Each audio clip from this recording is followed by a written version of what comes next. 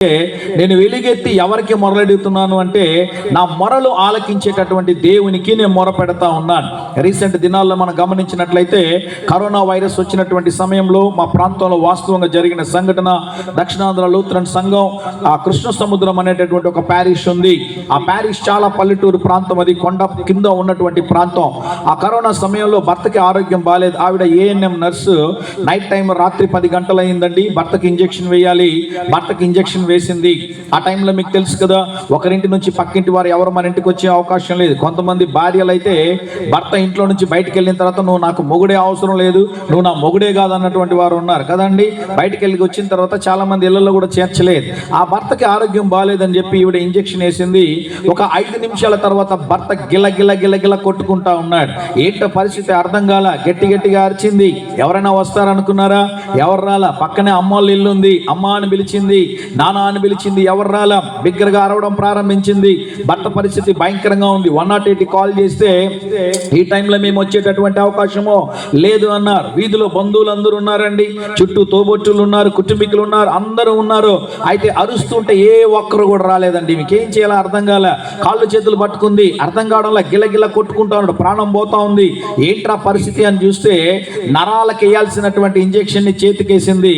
తప్పుగా వేయడం ద్వారా జరిగిన కార్యం ఏంటి అంటే రియాక్షన్ అయిపోయింది. చనిపోయే పరిస్థితి ఏర్పడింది. బిగ్గరగా అరవడం ప్రారంభించింది. ఆ టైంలో ఒక విషయం జ్ఞాపకం చేసుకుంది.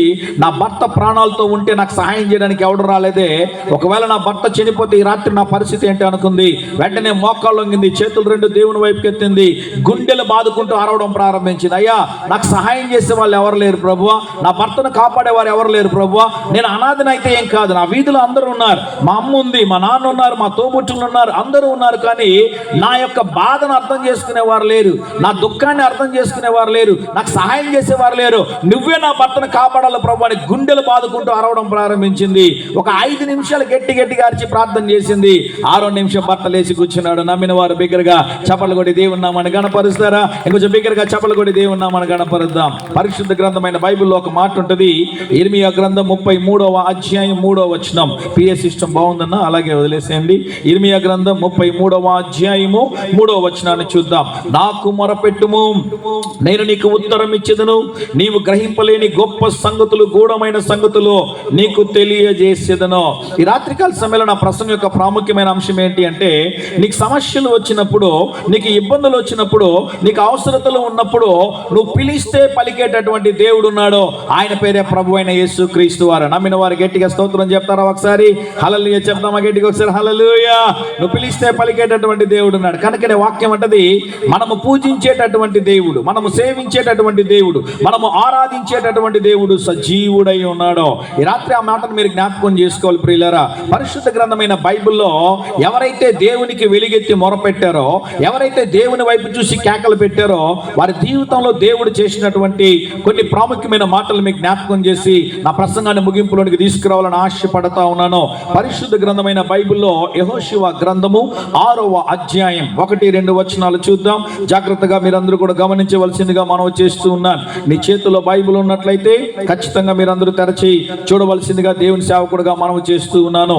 యెహోషువ గ్రంథం 6వ అధ్యాయం 1వ వచనాన్ని చూద్దాం. ఆ కాలమున ఇశ్రాయేలీయుల భయము చేత ఎవడను వెలుపలికి పోకుండా లోపలికి రాకుండాను యెరికో పట్టణ ద్వారము గట్టిగా మూసివేయబడి ఉండెను. అప్పుడు యెహోవా యెహోషువతో ఇట్లా, నిన్ను చూడుము, నేను యెరికోను దాని రాజును పరాక్రమం గల శూరులను నీ చేతికి అప్పగించుచున్నాను. అందరూ నన్ను చూడడానికి ప్రయత్నం చేయండి. ఇశ్రాయేల్ దేశానికి మనం గమనించినట్లయితే ఐగుప్తు దేశం నుంచి బయలుదేరిన సమయంలో మోషే నాయకత్వంలో ఇశ్రాయేలీలు జోర్డాన్ అనే ప్రాంతానికి వచ్చారు. అమాన్ అనేటటువంటిది ప్రస్తుతం దానికి క్యాపిటల్ సిటీగా ఉంది. ఈ జోర్డాన్ అనే ప్రాంతానికి వారు వచ్చిన తర్వాత బైబిల్ తెరవాల్సిన అవసరం లేదు.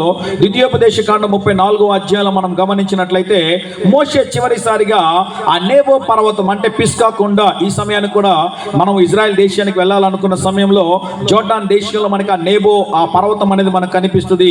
120 సంవత్సరాల వయసు ఉన్నప్పుడు మోషే ఆ ప్రాంతంలో నిలబడి 40 కిలోమీటర్ల దూరంలో ఉన్నటువంటి యెరికో పట్టణాన్ని చూడడానికి దేవుడు సహాయం చేశాడు. ఆ ప్రాంతంలో మోషే మరణించిన తరువాత దేవుడు యెహోషువని ఏర్పాటు చేసుకున్నాడు. దేవుడు యెహోషువని ఏర్పాటు చేసుకున్న తరువాత యెహోషువ యొక్క నాయకత్వంలో ఇశ్రాయేలీలు జయించవలసిన మొట్టమొదటి ప్రాంతం ఏంటి అంటే యెరికో అనేటటువంటి పట్టణము. యెరికో ఎరికో పట్టణం గురించి బైబిల్ అంటది, ఎరికో పట్టణము చాలా సుందరమైన పట్టణము, ఏన్షియంట్ సిటీ అని చరిత్ర చెప్తుంది. 10,000 సంవత్సరాలు అయిందనమాట. ఎరికో పట్టణాన్ని మీరు గమనించినట్లయితే చాలాసార్లు ఎరికో పట్టణం వెళ్ళడానికి దేవుడు సహాయం చేశాడు. రీసెంట్ గా లాస్ట్ ఇయర్ నేను వెళ్తున్న సమయంలో మన మధ్యలో ఉన్నటువంటి రెవరెండ్ రవికుమార్ సార్ గారు కూడా మాతో పాటు ఇజ్రాయెల్ దేశం రావడానికి దేవుడు సహాయం చేశాడు. ఎరికోలో దొరికేటటువంటి డేట్స్ ప్రపంచంలో చాలా టేస్ట్ గా ఉంటాయండి, చాలా బొద్దుగా ఉంటాయి, చాలా పెద్దవి అనమాట, చాలా టేస్ట్ గా ఉంటాయి. ఆ ఎరికో పట్టణము చాలా సుందరమైనటువంటి పట్టణం. ఎరికో పట్టణంలో మనకందరికీ తెలుసు, రాహాబ్ అనే స్త్రీ అద్భుతంగా తన కుటుంబం అంతటిని కూడా రక్షించుకున్నట్లుగా బైబిల్లో మనం చూస్తూ ఉన్నాం. దేవుడు ఎవరిని ఏర్పాటు చేసుకున్నాడు అంటే యెహోషువని దేవుడు ఏర్పాటు చేసుకున్నాడు. యెహోషువ నాయకత్వంలో ఇశ్రాయేలీలో మొట్టమొదట జయించాల్సినటువంటి పట్టణం ఏంటి అంటే ఎరికో పట్టణము. అయితే దేవుడు 2వ వచనంలో అద్భుతంగా మాట్లాడుతూ ఉన్నాడు. దేవుడు యెహోషువకు చెప్పిన మాట ఏంటి అంటే, మీరు వెళ్ళండి, ఆ పట్టణాన్ని మీకు ఇస్తాను, ఒకవేళ నేను ప్రయత్నం చేస్తానని చెప్పలేదు. కానీ మన దేవుడు ఎంత అద్భుతమైన దేవుడు అంటే ముందుగానే వాగ్దానాన్ని యెహోషువకు తెలియజేశాడు. దేవుడు చెప్పిన మాట చదువుతాను చూడండి, 2వ వచనంలో, అప్పుడు యెహోవా యెహోషువతో ఇట్లా, నేను చూడుము, నేను ఎరుకోను దాని రాజును పరాక్రమం గల సూర్యుడు నీ చేతికి అప్పగించుచున్నాను. ఎంత అద్భుతమైన మాట కదండి. చేయబోవు కార్యాన్ని దేవుడు ముందుగానే బయలుపరిచాడు. యెహోషువకు దేవుడు ఏం చెప్పాడంటే, ఎరికో పట్టణాన్ని నీకు అప్పగిస్తాను, ఎరికో రాజును నీకు అప్పగిస్తాను, ఎరికో పట్టణాన్ని నువ్వు జయిస్తావు అని చెప్పాడు. అయితే every blessing always connected with condition అంటాడు. దాని అర్థం ఏంటి అంటే, every blessing always connected with condition అంటే, నువ్వు ఈ కార్యం చేస్తే నేను నిన్ను ఆశీర్వదిస్తాను, నువ్వు లోబడితే దీవించబడతావు, నువ్వు నా మాట వింటే అభివృద్ధి చెందుతావు. కనుక బైబిల్లో ఉన్నటువంటి వాగ్దానాలన్నీ కూడా ఒక కండిషన్ ఉంటాయి. మొట్టమొదటి దేవుడు ఏం చెప్పాడు అంటే, ఎరికో పట్టణాన్ని నీకు ఇస్తానన్నాడు, నీకు జయాన్ని అనుగ్రహిస్తానన్నాడు. అయితే దాన్ని పొందుకోవాలంటే మీరు ఏం చేయాలి? 3వ వచనం చదువుతాను చూడండి, మీరందరూ యుద్ధ సన్నాదులై పట్టణమును ఆవరించి ఒకమారు దాని చుట్టూ తిరగవలెను, అలాగూ 6 దినములు చేయించు రావలెను. 7 యాజకులు పొట్టేలు కొమ్ములు బోరలను పట్టుకుని ముందుగా నడవవలెను. 7వ దినమున మీరు 7 మార్లు పట్టణము చుట్టూ తిరుగుచుండగా ఆ యాజకులు బోరలు నోదవలెను. గమనించండి ప్రియులారా, ఎరికో పట్టణం ఎంత ఉంటుంది అంటే 5 కిలోమీటర్ల దూరం ఉంటుందండి. దేవుడు ఒక క్రమాన్ని నేర్పించాడు. ఏ క్రమాన్ని నేర్పించాడు అంటే, మొదటి రోజు మీరు ఈ 5 కిలోమీటర్లు తిరగండి అన్నాడు. 1వ రోజు అయిపోయింది, 2వ రోజు అయిపోయింది, 3వ రోజు అయిపోయింది, 4వ రోజు అయిపోయింది, 5వ రోజు అయిపోయింది, 6వ రోజు అయిపోయింది. ప్రతిరోజు 5 కిలోమీటర్లు తిరుగుతూ ఉన్నారు. అయితే దేవుడు 7వ రోజు ఏం చెప్పాడు అంటే, ఎన్నిసార్లు తిరగమన్నాడు అంటే ఒకసారి తిరగమనలా. 7వ రోజు ఎన్నిసార్లు తిరగమన్నాడు అంటే 7 సార్లు తిరగమన్నాడు. 7 ఇంటూ మనము 5 వేసుకుంటే 35 కిలోమీటర్లు. ఆలోచన చేయండి ప్రియులారా, మీలో ఉన్నటువంటి మీ అందరిని కూడా నేను ఒకసారి, మనం అందరం కలిసి నిండల నుంచి మనం ఏం చేద్దామంటే, మనకున్నటువంటి గొట్టికాడు వరకు ఏసుతో టీవీ గాను పోదు మన పాట పాడదాం. ఎవరెవరు వస్తారంటే, అయ్యగారు మీరు వెళ్ళండి, మీ వెనకాల ఆటోలో వస్తాం అంటారు కదండి. నడిచి వచ్చే అవకాశం ఉందా? ఎవరైనా షేర్ ఆటో మాట్లాడుకుని అందరూ వచ్చేస్తామంటారు, అవునా కదా? ఎంత దూరం ఉంటుందండి? ఒక 5 కిలోమీటర్లు 10 కిలోమీటర్ల దూరం ఉంటుంది, అవునా కదా? దేవుడు ఒక క్రమాన్ని నేర్పించాడు. దేవుడు వారికి ఒక నియమాన్ని ఉంచాడు. దేవుడు వారికి ఒక ఆజ్ఞని ఇచ్చాడు. ఏం ఆజ్ఞని ఇచ్చాడంటే, మొదటి రోజు ఒకసారి తిరగండి అన్నాడు, 2వ రోజు 2 సార్లు తిరగండి అన్నాడు. అలా 6 రోజులు 6 సార్లు తిరిగిన తర్వాత 7వ రోజు మటుకు 7 సార్లు తిరగమని చెప్పాడు. 7 సార్లు తిరగాలంటే 35 కిలోమీటర్లు తిరగాలి. 35 కిలోమీటర్లు తిరిగిన తర్వాత ఏం చేయాలంటే, కింద మాట చదువుతాను చూడండి, 5వ వచనంలో, మానక కొమ్ములు వారులు ధ్వని చేయుచుండగా మీరు బోరల ధ్వని వినినప్పుడు జనులందరూ ఆర్భాటముగా కేకలు వేయవలను. అప్పుడు ఆ పట్టణ ప్రాకారము కూలును గనుక జనులు తమ ఎదుట చక్కగా ఎక్కుదురు అనేను. జాగ్రత్తగా మీరు గమనిస్తే ప్రియులారా, ఈ ఎరికోకున్నటువంటి గోడలు ఎటువంటివంటే, ఒక రాయి ఎంత బరువు అంటే 20 టన్నుల బరువు అండి.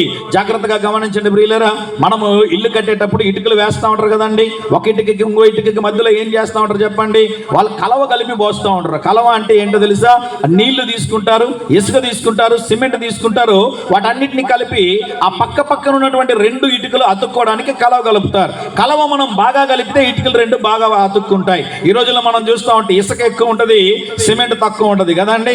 అయితే గమనించండి ప్రియులారా, ఇజ్రాయెల్ దేశంలో ఉన్నటువంటి ఎరికో పట్టణంకు ఉన్నటువంటి గోడలకున్న రాళ్ళు ఎంత అంటే, 20 టన్నులు అంటే 2000 కిలోలు. 1 కిలో అంటే 1 టన్ అంటే 2000 కిలోలు అనమాట. గమనించండి ప్రియులారా, 20 టన్నుల బరువు ఉన్నటువంటి రాళ్ళు పక్కలో ఏం చేశారు అంటే, రాయి మధ్యలో అతుక్కొని ఉండడానికి లెడ్ను పోసారు, అంటే సీసాన్ని పోసారనమాట. పిరంగులు కొట్టినా లేకపోతే పెద్ద పెద్ద ఏనుగులు తీసుకొని వచ్చి కొట్టినా కూడా అవి కదిలేటటువంటివి కాదు. అంటే ఎరికో గోడలు అంటే మీరు కట్టుకున్నటువంటి వాల్ లాంటిది కాదండి. ఎరికో గోడలు చూడడానికి దేవుడు సహాయం చేశాడు. ఎరికో గోడల మీద 2 బస్సులు పోగలవు అనమాట. అంత గట్టిగా ఉన్నటువంటి ప్రాకారాలను కట్టుకున్నారు. అయితే దేవుడు ఏం చెప్తున్నాడు అంటే, మీరు 7వ రోజు 7 సార్లు తిరిగిన తర్వాత మానక బోరులు ఊదండి, దేవుని స్తుతించండి, దేవుని ఆరాధించండి అన్నాడు. ఆ మాటను చదువుదాము ఒకసారి. యెహోషువ గ్రంథము 6వ అధ్యాయం 20వ వచనాన్ని చూద్దాం. యెహోషువ గ్రంథము 6వ అధ్యాయం 20వ వచనంలో, యాజకులు బూరలు ఊదగా ప్రజలు కేకలు వేసిరి. ఆ బూరల ధ్వని వినినప్పుడు ప్రజలు ఆర్భాటముగా కేకలు వేయగా ప్రాకారము కూలిన ప్రజలందరూ తమ ఎదుట చక్కగా పట్టణ ప్రాకారం ఎక్కి పట్టణమును పట్టుకునిరి.